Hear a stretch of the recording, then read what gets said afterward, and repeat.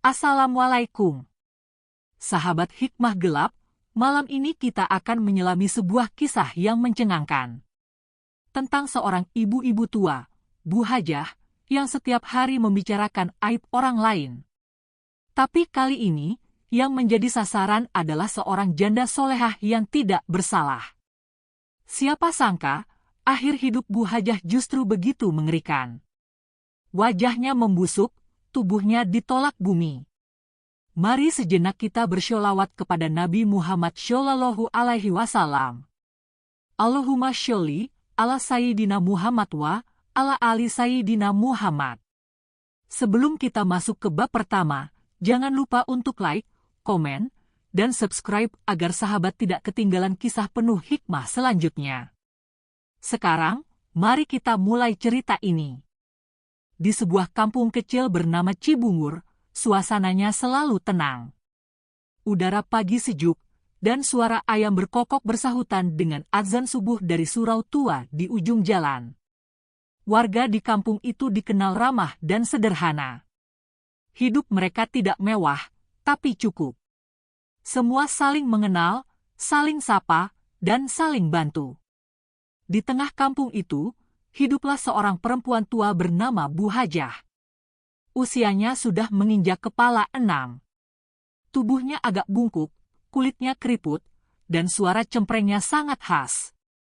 Ia selalu memakai daster batik, dan suka menyanggul rambutnya tinggi-tinggi. Warga mengenalnya sebagai orang yang rajin ibadah. Setiap subuh, ia ada di surau. Setiap pengajian, ia duduk paling depan. Namun di balik itu semua, lidahnya tajam. Mulutnya tak pernah diam dari membicarakan aib orang lain.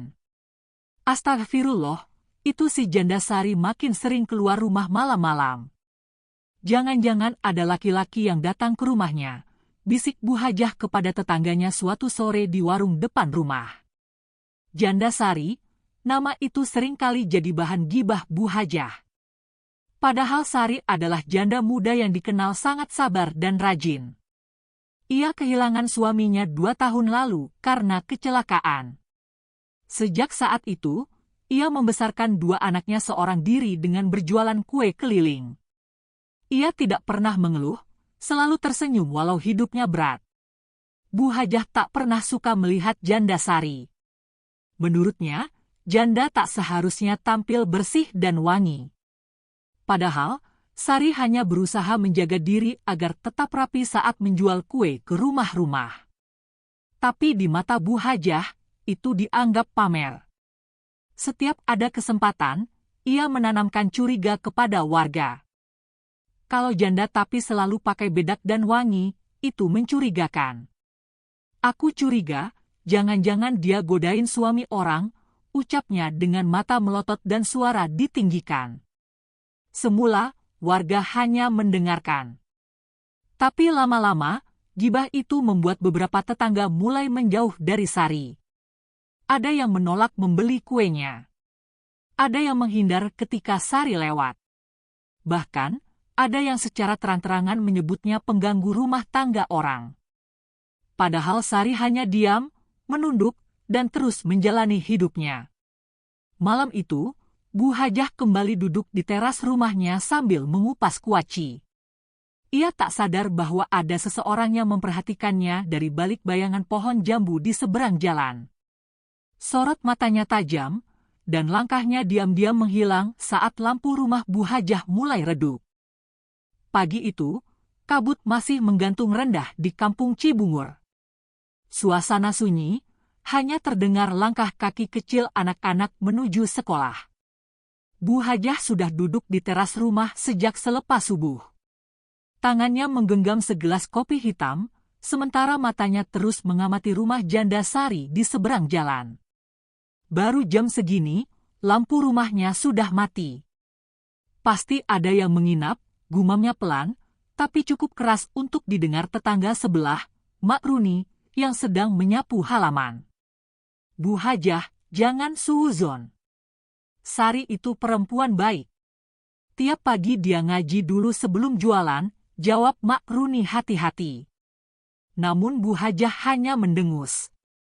ia menaruh gelas kopinya, lalu berdiri sambil membenarkan letak kerudungnya. Aku sudah tua, banyak tahu. Jangan-jangan dia pura-pura alim saja, katanya sambil melangkah pergi. Hari itu, Bu Hajah menyebarkan fitnah yang lebih parah dari biasanya. Di pengajian ibu-ibu, ia dengan sengaja membawa topik tentang janda yang suka menggoda suami orang.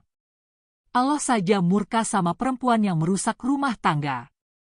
Hati-hati, di kampung ini ada yang begitu. Jual kue sih, tapi keliling terus. Mana tahu jual kue atau cari perhatian, ucap Bu Hajah sambil menatap satu persatu jamaah. Beberapa ibu-ibu mulai saling berbisik. Tatapan mereka berubah ketika melihat ke arah tempat duduk kosong yang biasanya ditempati Sari. Hari itu Sari memang tidak hadir. Ia memilih diam di rumah karena mendengar kabar dari anaknya bahwa ada yang tak lagi mau membeli kue darinya. Sari merasa hatinya teriris. Ia tak paham mengapa tiba-tiba orang-orang menjauhinya. Ia hanya ingin hidup tenang, membesarkan anak-anaknya dengan rezeki yang halal. Tapi kata-kata tajam dari mulut Bu Hajah seolah menghancurkan semuanya. Sore hari, anak sulung Sari pulang dari sekolah dengan mata sembab. Bu, tadi temanku bilang kalau ibu suka godain suami orang. Itu katanya dari kata Bu Hajah, lirihnya sambil menunduk. Sari memeluk anaknya. Air matanya jatuh, tapi ia tetap berusaha tegar. Ia tidak membalas. Tidak mengadu. Tidak meminta pembelaan. Ia hanya menengadahkan tangan ke langit, memohon agar Allah menjaga dirinya dari fitnah dan menguatkan hatinya. Di waktu yang sama, Bu Hajah kembali memutar cerita ke tetangga lainnya. Kali ini, ia menambahkan bumbu. Aku lihat sendiri. Malam-malam, ada laki-laki masuk ke rumahnya. Pakai motor pelan-pelan. Pasti bukan muhrimnya, bisiknya penuh keyakinan. Warga semakin percaya. Tak ada yang tahu kalau laki-laki yang dimaksud adalah adik kandung Sari yang baru pulang dari luar kota untuk mengantar uang bulanan. Tapi fitnah yang terlanjur menyebar, seperti api yang membakar perlahan. Dan api itu kini sedang menyala. Tapi bukan di rumah Sari, melainkan di jalan menuju rumah Bu Hajah. Ada seseorang yang membawa dendam. Ada amarah yang ditahan terlalu lama. Dan malam ini, semua akan berubah. Langit malam di Cibungur mendung berat. Angin bertiup lebih dingin dari biasanya. Pohon bambu di samping rumah Bu Hajah bergoyang kencang, menciptakan suara meringik seperti orang menangis. Tapi Bu Hajah tetap di dalam rumah, sibuk menonton acara sinetron favoritnya sambil mengunyah keripik. Tiba-tiba, lampu di rumahnya berkedip. Televisi mati. Hanya terdengar suara detik jam dinding dan angin yang merayap lewat celah-celah jendela. Bu Hajah bangkit, menuju dapur untuk mengambil lilin. Tapi sebelum tangannya menyentuh korek api, ia mendengar sesuatu dari arah jendela belakang. Suara napas. Pelan. Berat. Dan, seperti mendesah kesakitan. Bu Hajah terdiam. Ia menelan ludah. Perlahan ia melangkah menuju jendela, mengintip dari balik tirai. Tidak ada siapa-siapa. Tapi tiba-tiba, bau anyir menyengat menusuk hidungnya. Bau daging busuk. Sangat kuat. Wah, ini pasti dari tempat sampah sebelah rumah, gumamnya sambil menutup hidung. Namun saat ia berbalik, ia mendapati bayangan hitam berdiri di depan pintu dapur. Tidak jelas bentuknya, hanya terlihat tinggi, kurus, dan tubuhnya seperti dipenuhi luka bernanah. Mata Bu Hajah membelalak. Ia mundur terhuyung, lilin terjatuh dan mati. Bayangan itu tak bergerak. Tapi dari tubuhnya, mengalir darah hitam yang menetes ke lantai, satu-satu, menciptakan suara, plek, plek. Bu Hajah menjerit, tapi tidak ada suara yang keluar dari mulutnya. tenggorokannya kaku. Tubuhnya gemetar hebat. Ia berusaha merangkak menjauh, tapi kakinya tak bisa digerakkan. Pandangannya mulai kabur. Udara di sekitarnya tiba-tiba menjadi panas. Sangat panas.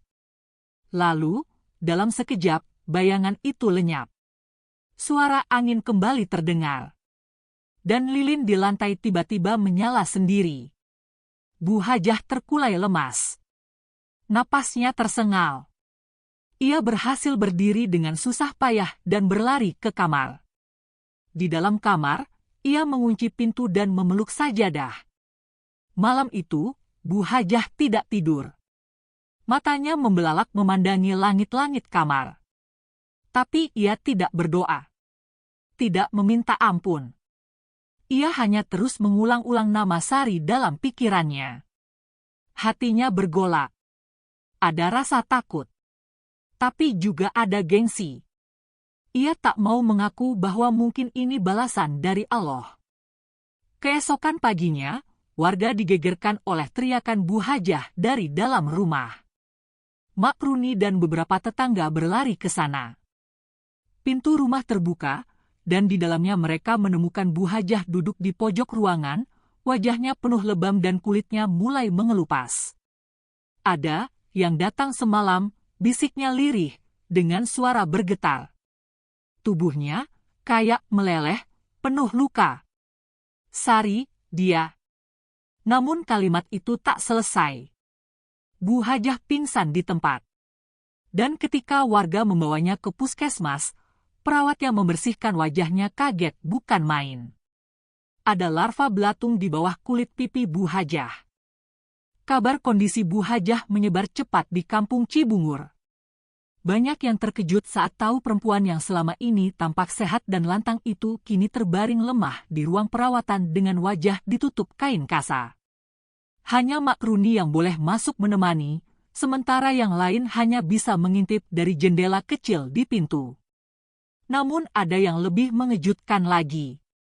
Ruangan tempat Bu Hajah dirawat tiba-tiba dipenuhi bau busuk yang menyengat. Bahkan, perawat yang masuk ke dalam pun harus menutup hidung dengan masker double. Padahal ruangan itu baru dibersihkan pagi tadi. Aneh, tidak ada luka luar di tubuh Bu Hajah, tapi kulitnya menghitam seperti daging yang direndam dalam air comberan terlalu lama. Suster Wati, perawat senior di puskesmas itu, mencoba membuka perban di pipi Bu Hajah. Tapi ketika kain itu terlepas, ia menjerit pelan. Ada larva belatung yang menggeliat di bawah kulit. Tak masuk akal. Belatung biasanya hanya muncul pada jenazah yang sudah mulai membusuk. Tapi ini, Bu Hajah masih hidup, walau setengah sadar. Wajah Bu Hajah mulai bengkak. Matanya nyaris tak bisa terbuka. Dari sela-sela bibirnya, keluar lendir berwarna kecoklatan. Suster Wati hanya bisa geleng-geleng kepala. Ini bukan penyakit biasa, ini seperti kutukan, gumamnya sambil melirik Makruni yang duduk terpaku di kursi. Hari semakin siang. Di luar puskesmas, warga kampung berkumpul, membicarakan apa yang terjadi.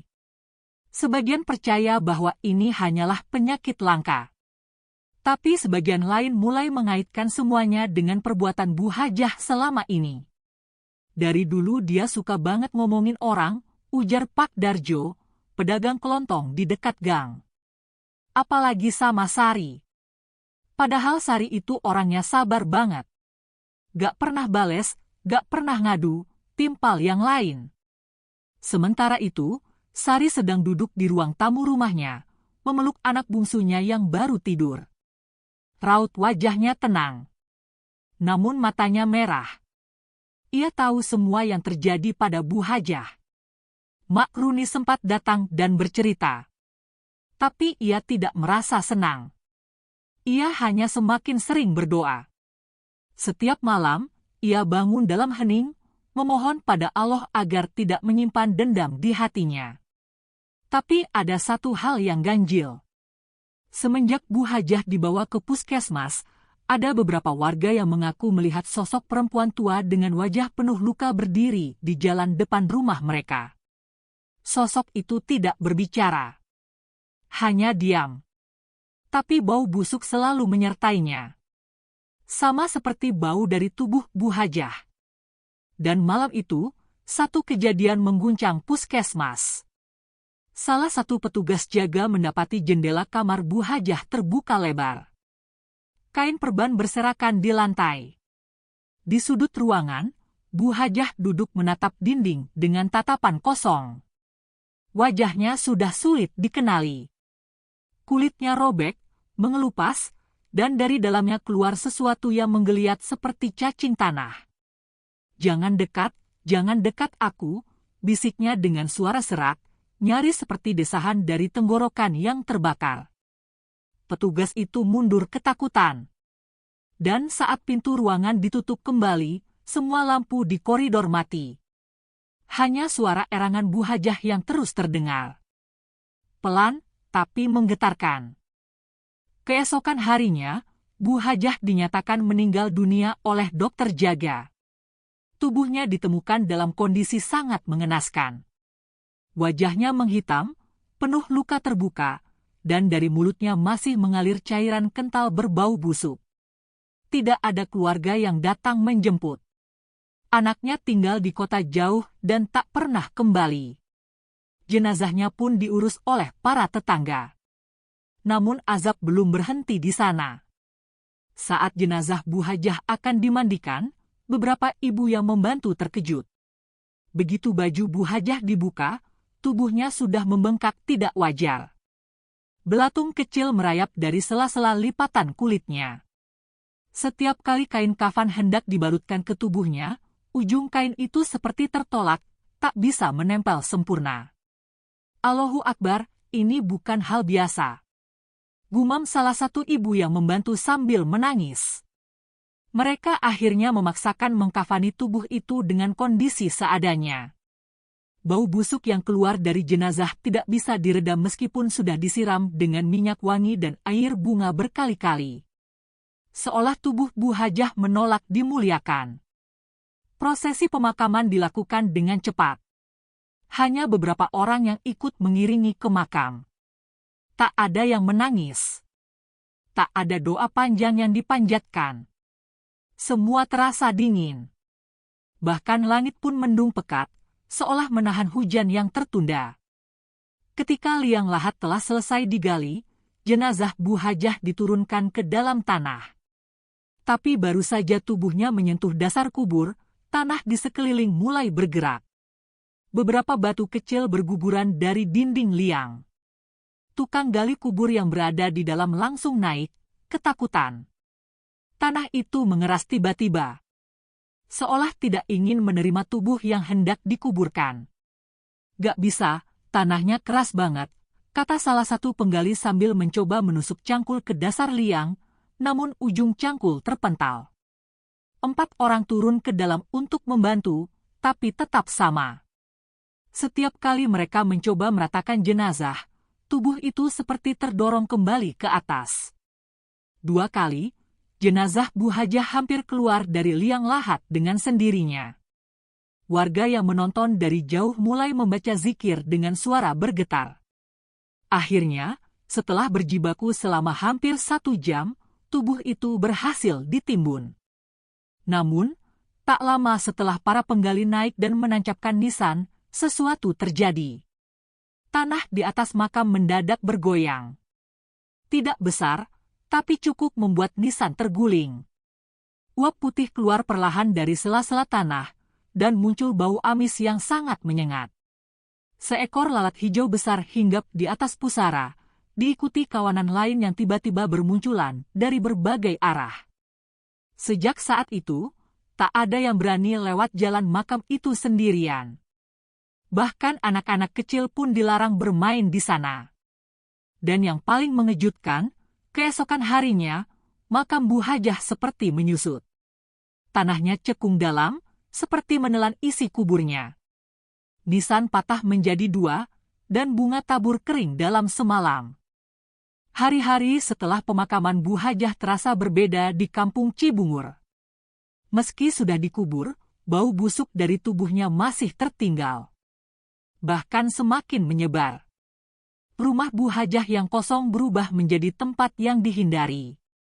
Jendela dan pintunya tertutup rapat, tapi setiap kali angin bertiup, bau amis menusuk hidung warga yang lewat di depannya. Kayak bau bangkai yang gak pernah dikubur, ujar Pak Darjo pelan sambil menutup hidung dengan sapu tangan. Mak Runi pun jadi resah. Setiap malam, ia mendengar suara dari arah rumah Bu Hajah. Kadang suara orang mengaduh. Kadang seperti suara benda diseret pelan. Dan yang paling membuat bulu kuduk berdiri, suara ketukan 3 kali dari arah dinding kamar yang menempel dengan rumah Bu Hajah. Selalu jam 2 malam. Selalu 3 kali. Sementara itu, makam Bu Hajah mulai berubah mengerikan. Tanahnya retak, dan dari sela-selanya tumbuh jamur hitam yang tidak pernah muncul di makam manapun. Beberapa warga melaporkan melihat ular kecil melata keluar dari retakan itu. Bahkan, seorang anak kecil yang iseng melempar batu ke atas pusara tiba-tiba demam tinggi dan menggigau menyebut nama Bu Hajah semalaman. Akhirnya, warga sepakat untuk membaca yasinan di musola. Mereka membawa air doa dan meletakkannya di sekitar rumah dan makam Bu Hajah.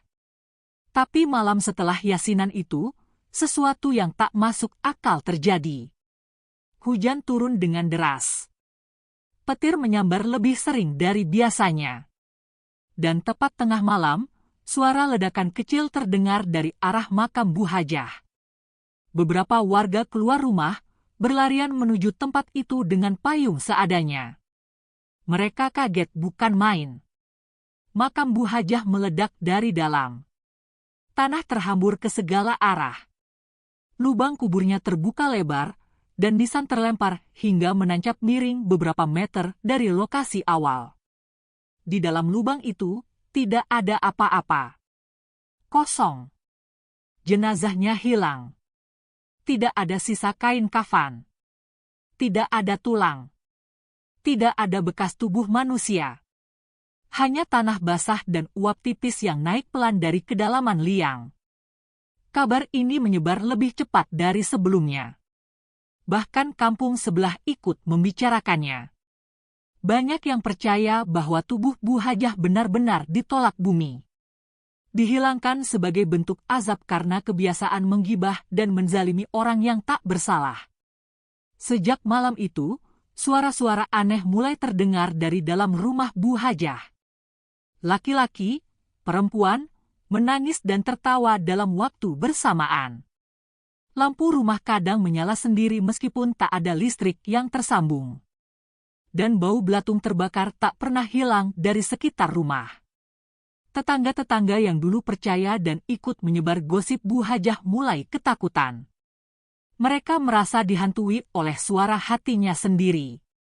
Dan banyak di antara mereka yang mendatangi rumah janda Sari dengan wajah tertunduk, memohon maaf. Tapi Sari hanya tersenyum kecil. Matanya teduh. Ia tidak menyimpan dendam. Ia hanya berkata pelan, Allah itu maha melihat. Hari-hari di kampung Cibungur perlahan kembali tenang. Namun keheningan itu berbeda. Bukan karena kedamaian, melainkan karena ketakutan yang menyelinap di setiap langkah warga. Rumah Bu Hajah tetap dibiarkan kosong. Tidak ada yang berani menyentuhnya, bahkan hanya untuk membersihkan halaman. Orang-orang yang dulu dengan lantang menyebarkan gosip bersama Bu Hajah mulai menyesali perbuatannya. Mereka tidak hanya meminta maaf pada Sari, tapi juga mulai menjaga lisannya. Tak ada lagi obrolan panjang di warungnya membicarakan urusan orang lain. Pengajian yang dulu sekadar formalitas, kini menjadi tempat untuk benar-benar mencari ilmu dan memperbaiki diri. Sari, seperti biasa, tetap menjual kue keliling. Tapi kali ini, senyumannya disambut hangat. Anak-anak kembali berlari menyambutnya. Para ibu memanggilnya ke teras rumah, membeli dagangan sambil menitip salam dan doa. Sari tak pernah berkata bahwa dirinya telah digibahi. Ia tak pernah mengungkit nama Bu Hajah, tak pernah menuntut pembelaan. Ia hanya terus bersikap lembut, menebar sabar, dan menundukkan hati. Dalam diamnya, ada kekuatan yang besar. Dan itulah yang membuat warga akhirnya menyadari bahwa keburukan akan kembali pada pelakunya, sementara kebaikan akan tetap tumbuh meski diinjak sekalipun. Beberapa bulan berlalu, rumah Bu Hajah akhirnya dirobohkan oleh pihak desa. Namun saat proses pembongkaran, kejadian ganjil kembali terjadi. Saat salah satu pekerja mencoba mencangkul tanah dapur rumah itu, cangkulnya mengenai sesuatu yang keras.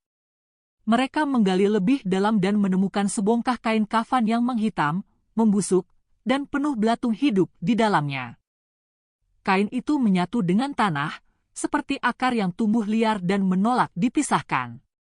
Semua pekerja mundur. Salah satu dari mereka langsung muntah dan tak bisa tidur seminggu setelahnya. Akhirnya, mereka hanya menimbun kembali tanah itu, membiarkannya seperti semula.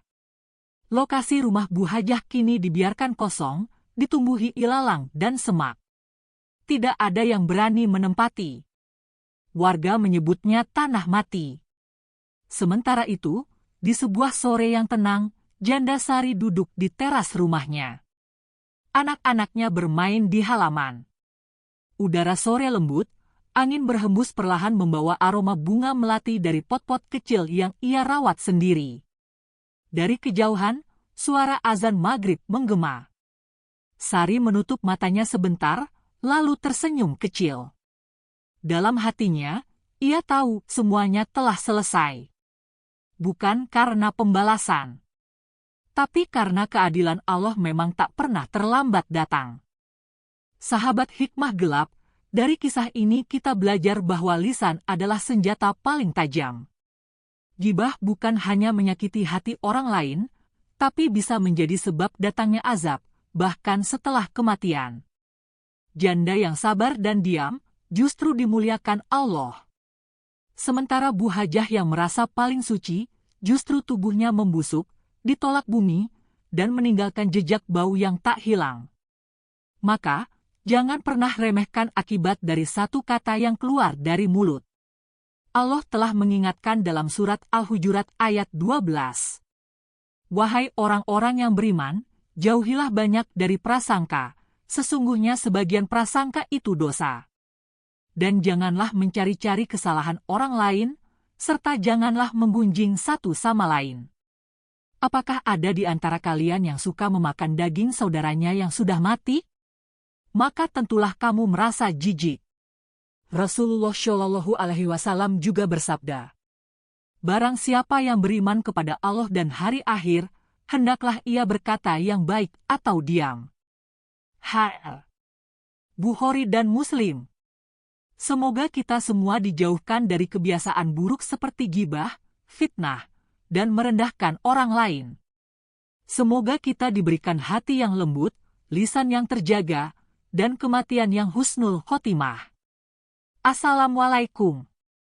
Semoga Allah memberkahi hidup sahabat semua, melindungi dari lisan-lisan jahat, dan menjaga keluarga kita dalam kebaikan dan keberkahan. Amin ya Robbal Alamin.